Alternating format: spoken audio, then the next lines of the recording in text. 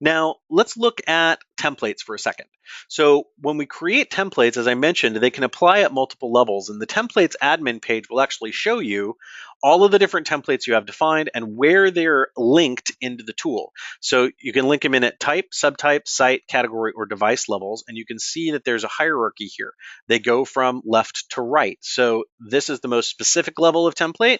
This is the most general level of template, and then there's the global default, which is even a more general level of template. If I go into one of these templates and take a look at it, you can see that for this particular system, I've set a CPU utilization and I've tied this one into my Linux type. So I can see that this particular template is linked to the Linux type, and I've got a particular threshold set here. When I define threshold settings in templates, one of the things that you'll notice is when you pick the specific statistic you want to set a threshold for, you may see a bunch of different ones in the list here. Like, for example, there's 2 different CPU utilizations. That's because sometimes we have to use different methods of collecting this data from different types of device. So if you select one of them, it'll tell you which types of device use this particular data collector. So I can see here, this is for my Windows and Linux servers. And that's the statistic that it collects from those Windows servers. That's the description for them. So if that's the one I want, I can select that threshold. If it's not, I can go look at these other settings and see what is it exactly that this particular setting applies to. So it's important to be aware of that when you're configuring templates, that you're picking the right values, because templates can be applied to multiple types. So this particular one is linked to my Linux device type, but if I have a template applied at the category level, I might have to have different thresholds set depending on whether or not the devices in that category were Windows servers or were virtual servers or were Cisco routers. I might have different thresholds all for CPU, each one linked to a different type, and then applied uniformly across all of the devices within a category or at a site. So that's kind of an important thing to remember. The other thing within a template that's good to keep an eye on here, this is your host alerts. And again, the host contact is the unique key here. The service checks, it's the description of the service checks that's the unique key. And then again, for thresholds, it's by description, but it's also by type. So again, Windows CPU wouldn't get overwritten by a Linux CPU threshold, etc. Now, once I've got a template defined, I can put in authentication credentials, for example. I can put in passwords, usernames, or any of those different things that I just talked about, like service checks, thresholds, or host contact alerts.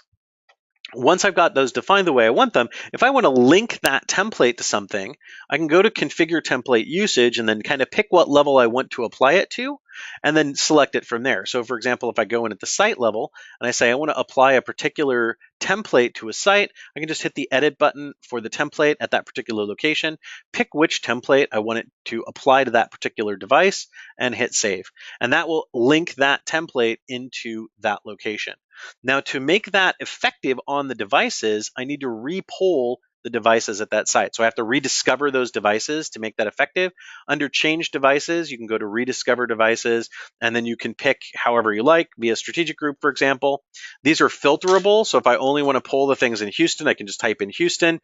It'll pull those devices. I can select them all and then rediscover those devices. Rediscovery will reapply the templates. It'll also do things like figure out the speed of interfaces, find all the descriptions for interfaces or hard drives. So anytime you make a physical change to a device, you're going to want to rediscover it. And we do automatically try to rediscover devices if, for example, we detect that there's been a reboot or some other major change to the device. But if you know you made a bunch of changes and you want to make sure it's effective right away, you can kick off that rediscover, and it will go out and discover those devices in real time and try to learn everything it can about them. Once it's done that, if I go to one of these devices, for example,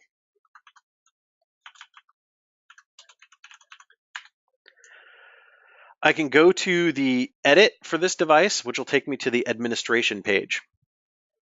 The administration page for this device is going to have, so on the main page here, it's going to have kind of the general device settings and parameters for name, IP address, category and site, all that kind of stuff. It's also going to be where I would edit or change my device or type or subtype. Again, that's really important to make sure we're getting the right stats from the device. We do our best job we can of trying to figure this out dynamically, but sometimes it's not possible. For example, if you're running an embedded appliance that runs on Linux and the manufacturer hasn't changed the default identification strings, when we go to query that device, it's going to look like it's a Linux device. It'll get added that way instead of getting added as a checkpoint firewall, for example. So you may have to override type sometime to make sure it's correct. Also on this page, there's two switches. Pull device, this is my data collection for this device. So if I want to just disable performance data collection, I can do that. I can also disable my host and service alarm. So if I don't want to get alerted on up-down status or the status of applications, I could turn that off. If I turn both of them off, the device will no longer use up any device licenses in OmniCenter. So if I want to keep the history for the device, but I don't want to waste time because I know it's no longer commissioned, I could turn both of those off and save those changes and keep the history without removing the device entirely. If I delete the device from OmniCenter, the history will be removed as well.